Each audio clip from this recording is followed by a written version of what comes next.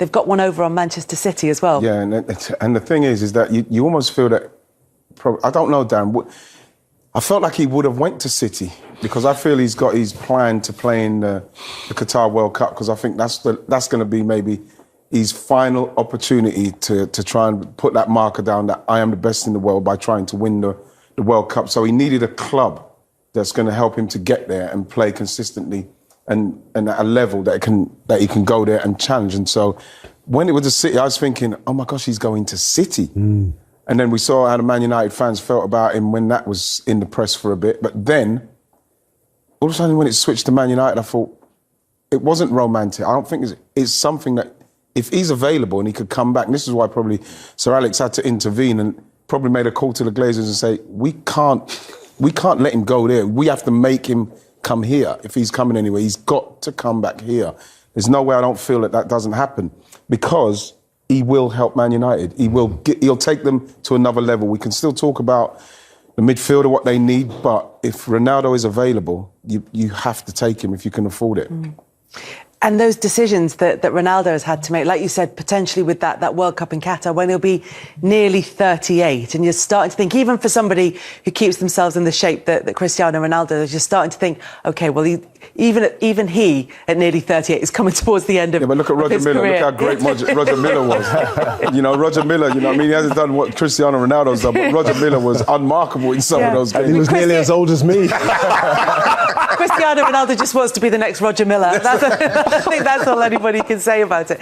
But look, this is huge for Manchester United. Not only have they brought in, as you said, one of the biggest names on the planet, they've also brought in a serial winner. And that's been the next step for Manchester United for a while. Have they, do you think, not bought silverware, but certainly taken a big step towards that?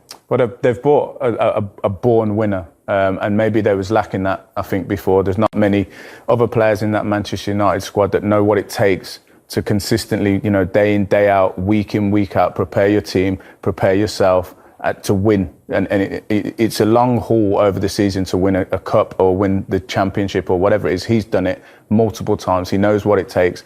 And for everyone else around him, they're just going to learn every day from him about the way he goes about his business. You can see he's one of those people that wants to win every five-a-side in every single training session. He just wants to win. And I think that the players that Manchester United have got, maybe they was lacking that little cutting edge, before. I'm sure he'll come in look at the players they've got: the Sancho, Rashford, even Pogba, Fred, everybody, Greenwood. Like, what for him to train with Ronaldo day in, day out and see what he's done, and to still be at the top of his game at 36, it's just a plus for everyone in that squad. Sorry, Dan, I was going to say, I think that what it's actually done is ramped up the pressure on Ollie to actually win something. He's got somebody who is a serial winner who wants to win something.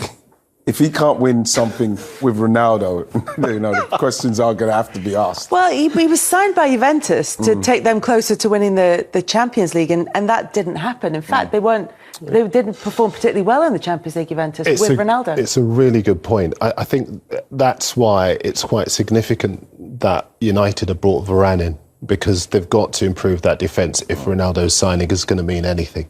And if they've got that platform to build on, then he'll win them the games.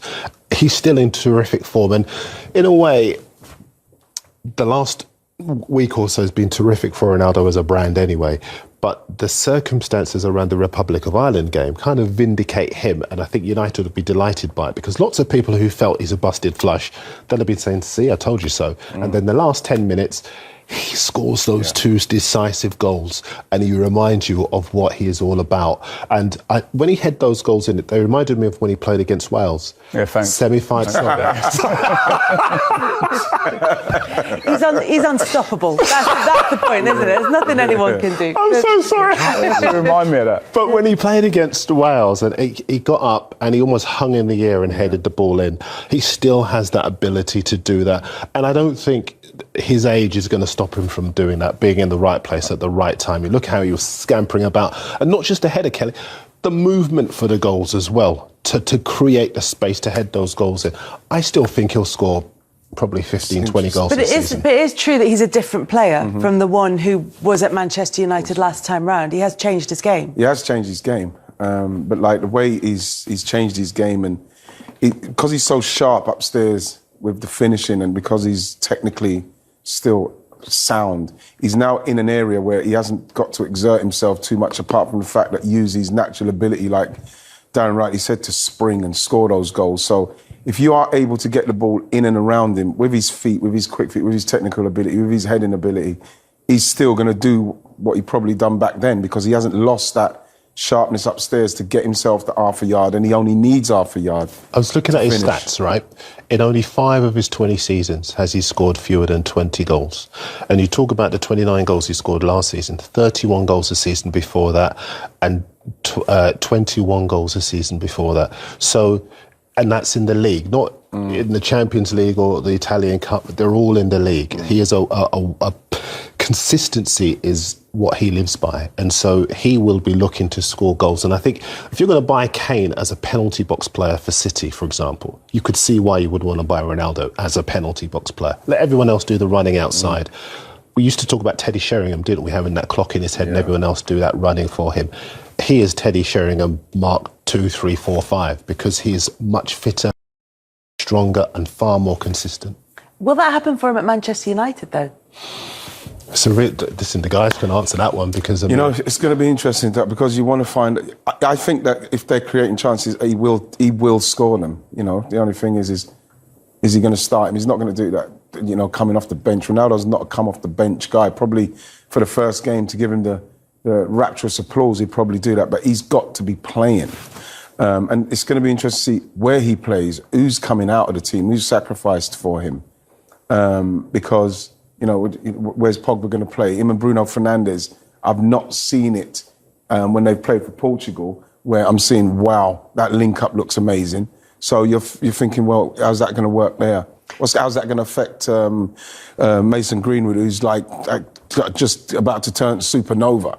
You know what I mean? You feel like, well, what's going to happen? Obviously, somebody's going to have to miss out somewhere along the line. It's going to be interesting to see who that's going to be. Let's look at their starting lineup against Wolves. And it features Dan James, who's gone on to Leeds United. So obviously he won't be available for Manchester United. But when you look at the shape of what Ole Gunnar Solskjaer wants to do, where does Cristiano Ronaldo fit in, do you think? I'd probably, because Daniel James, I'd probably move Mason Greenwood out there, put Cristiano Ronaldo where Mason Greenwood is.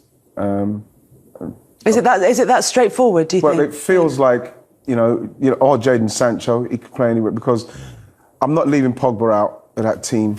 You know, I've read somewhere people saying, oh, Pogba might be the one. I'm thinking, why? You know, but like the fact is, you look at Daniel James, it seems like there's a natural space now for Greenwood, who, even if he's not going to play out the front right now, Darren, it's something that I think he'd be better coming off the wing anyway, and Ronaldo could be in and around there.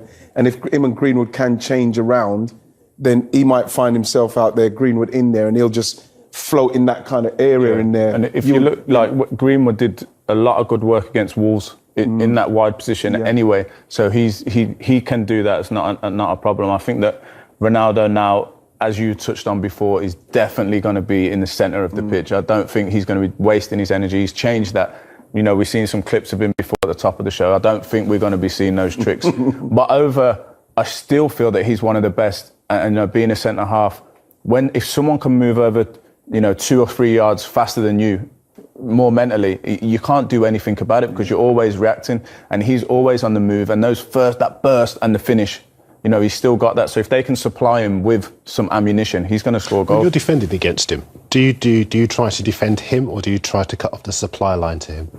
Well, obviously I didn't do it very well, as you I'm not rubbing it in. You know, so I played against him once, and it was a strange game, bizarre, because for me it was a massive game. It's Cristiano Ronaldo. And I actually found the entirety of the game not taxing, not difficult. There was no, I played more difficult championship games where the striker's always taking to the channel. But when he needed to move, he was moving, and you knew, and he'd almost lure you into like being a bit more relaxed, and then he's gone straight away. So he didn't waste any of his energy at all. And I think that's why he's been able to keep such a high level for so long, because he doesn't. It'd be interesting to see his running stats. I'm sure he doesn't, run that much, but when he does move, he moves so fast. Yeah, it's interesting. And when you watch him, it looks as though he's standing still for large parts of the game and just kind of strolling around. And then, as you said, he's got that touch paper it's like what Ashley's saying there. In the box, like what we saw for Ireland, and people saying, yeah, well, it's Ireland. It's got nothing to do with that, because where the ball came in, he manoeuvred himself to where the ball's going to be. And the movement, you don't lose that sharp movement, no, like even at 36, 30, you know what I mean, 30, whatever, it's 36 now, right? 37 in February. 37 in February. You don't lose that as long as you've got the service. If you've got the service, it's as if he's 25, because what he'll be able to do in there, because of the experience, the movement, you won't be able to stop him. And because he's a hybrid in respect of the way that he's kept himself fit up to this point, he still looks sharp. I think he had some real unbelievable running stats in the Euros, how quick he was at his age. You're looking at somebody that is defying logic in what he's doing at the moment.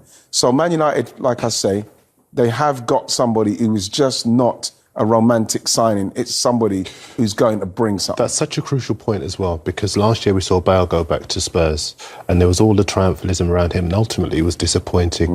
We've seen other players go back to their clubs with varying degrees of success. Thierry Henry was okay when he went back to Arsenal, Drogba, Chelsea as well.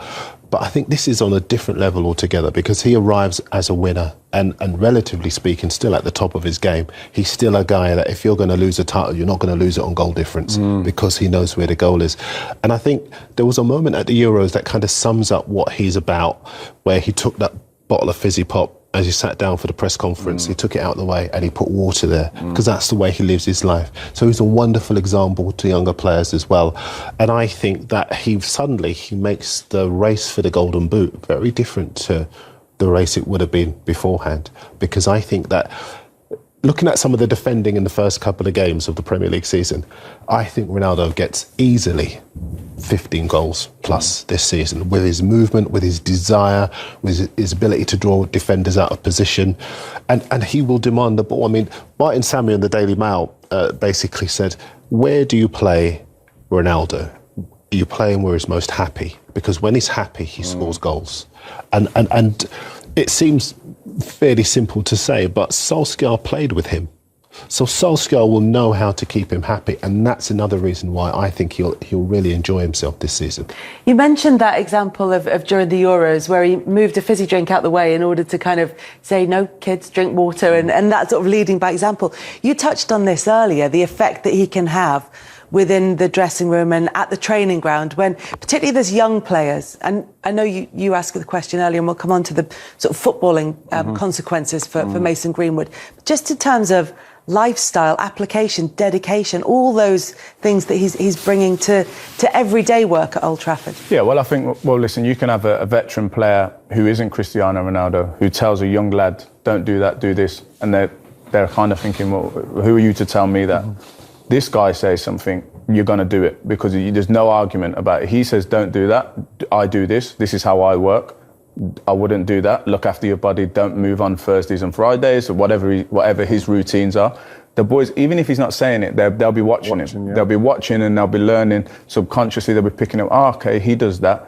He does this. He doesn't do that. He doesn't mess around in these kind of times. So, just that whole element of it. And as I said before, I think if there's a criticism for me of Manchester United and the talent that they've got, is they kind of just it didn't seem serious enough for them. They had good young players, and it was something was missing. And I think it was maybe that, just the ability and the knowledge to know what to do throughout the week to get yourself in correct shape, and mentally and physically to go and perform at your best, and probably day to day. And I feel like this guy is one of the best at, knowing what his body needs to perform on a Saturday. It's going to be a great training ground. Cristiano Ronaldo walks in. Even you've got Paul Pogba in there. Bruno Fernandes is his teammate. He knows all about him. But for him to walk in for that first day back at training, that must just be incredible. I don't mean the players are sitting there going, we're so lucky. They're Manchester United players. They're elite players. But still, you bring in someone like Cristiano Ronaldo. Yeah, and can you imagine as well, which I'm very happy for, is those young Man United fans who only heard about him when he used to play, and then they see the unbelievable numbers he's gone and he's put up in Real Madrid, and those academy players, he may walk past them at some stage, and that would be the picture that I'd like to see, because he's there in the flesh, and you can see a footballing icon at work. I couldn't tell you, because the only thing I can kind of equate it to was just knowing that Dennis Bergkamp was coming for us and how that changed us. I cannot even get into the realms of thinking what that's going to do for their players, especially someone like Greenwood. He can just watch now, probably be able to talk to him. Cristiano Ronaldo would probably want to impart and tell him what he needs to do, because if we're talking about, I was speaking to Sir Alex the other day, I was with Sir Alex the other day, and he was saying... Hello. We was playing golf, and I was speaking to him, and the reason we were speaking, and he again mentioned about Mason Greenwood as being one of the best they've ever had out of their academy. Now you put one of the best players that's ever played for the football club, who's come back as a world icon, to play with him and alongside him. It's frightening what this guy could turn into, what the youngsters around there could turn into. And like Ashley rightly said, the mentality of him rubbing off on people could be the difference for Manchester United.